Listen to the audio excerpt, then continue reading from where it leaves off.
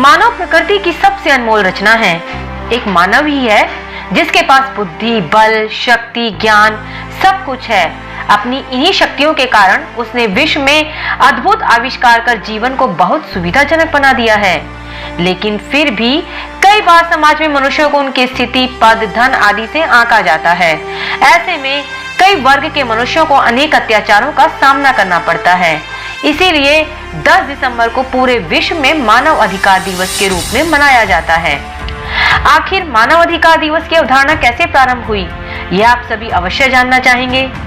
सन 1945 में अपना स्थापना के समय से ही संयुक्त राष्ट्र संघ ने मानव अधिकारों की अभिवृद्धि एवं संरक्षण के लिए प्रयास आरंभ किए।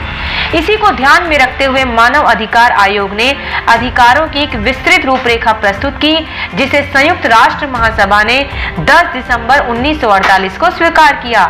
आखिर मानव अधिकार है क्या, जो मनुष्य को जीने की शक्ति और सामर्थ्य प्रदान करते हैं? दोस्तों, मानव अधिकार मनुष्य के वे मूलभूत अधिकार हैं जिनसे मनुष्य को नस्ल, जाति, राष्ट्रीयता, धर्म, लिंग आदि किसी भी दूसरे कारक के आधार पर कदापि वंचित नहीं किया जा सकता। प्रत्येक मनुष्य को जीवन में आजादी, समानता और सम्मान का अधिकार प्राप्त है। भारतीय संविधान इस अधिकार का न सिर्फ आश्वासन देता है, बल्कि इसे तोड़ने वाले को दंडित भी किया जाता है। 10 दिसंबर 1948 को यूनाइटेड नेशंस की जनरल असेंबली ने मानव अधिकारों की सार्वभौम घोषणा को स्वीकृत और घोषित किया। इस ऐतिहासिक कार्य के बाद ही असेंबली ने सभी सदस्य देशों से अपील की कि वे इस घोषणा का प्रचार प्रसार करें और देशों या प्रदेशों की राजनीतिक स्थिति पर आधारित भेदभाव का विचार किए बिना स्कूलों एवं अन्य संस्थाओं में इसके प्रचार, प्रदर्शन और व्याख्या का प्रबंध करें।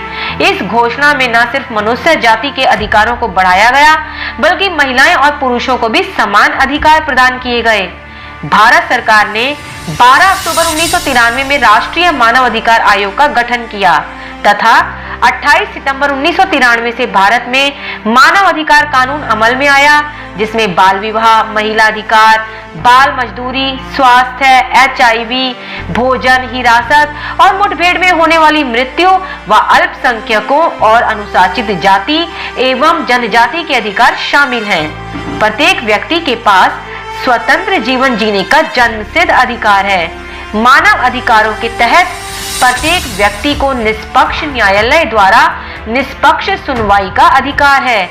इसमें उचित समय के भीतर सुनवाई, जन सुनवाई और वकील के प्रबंध आदि के अधिकार शामिल हैं। प्रत्येक व्यक्ति को विचार और विवेक की स्वतंत्रता है। उसे अपना धर्म चुनने की भी स्वतंत्रता है और अगर वह इसे किसी भी समय बदलना चाहे तो उसके लिए भी वह स्वतंत्र है। गुलामी और दास प्रथा पर भी कानूनी रोक है।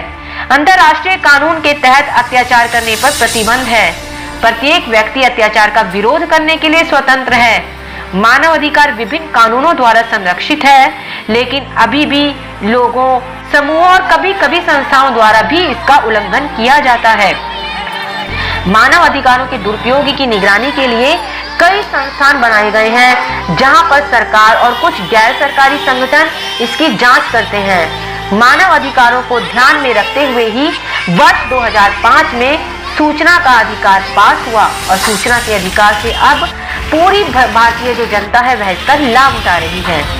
प्रत्येक व्यक्ति को अपने अधिकारों के प्रति जागरूक रहना चाहिए और अपने आसपास के लोगों को भी जागरूक करना चाहिए।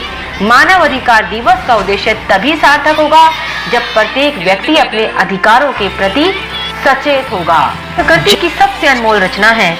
एक मानव ही है जिसके पास बुद्धि, बल, शक्ति, ज्ञान सब कुछ है। अपनी इन्हीं शक्तियों के कारण उसने विश्व में अद्भुत आविष्कार कर जीवन को बहुत सुविधाजनक बना दिया है। लेकिन फिर भी कई बार समाज में मनुष्यों को उनकी स्थिति, पद, धन आदि से आंका जाता है। ऐसे में कई वर्ग के मनुष्यों को अनेक अत्याचारों का सामना करना पड़ता है। इसीलिए 10 दिसंबर को पूरे विश्व में मानव अधिकार दिवस के रूप में मनाया जाता है। आखिर मानव अधिकार दिवस की अवधारणा कैसे प्रारंभ हुई, यह आप सभी अवश्य जानना चाहेंगे। सन 1945 में अपना स्थापना के समय से ही संयुक्त राष्ट्र संघ ने मानव अधिकारों की अभिवृद्धि एवं संरक्षण के लिए प्रयास आरंभ किए। इसी को ध्यान में रखते हुए मानव अधिकार आयोग ने अधिकारों की एक विस्तृत रूपरेखा प्रस्तुत की, जिसे संयुक्त राष्ट्र महासभा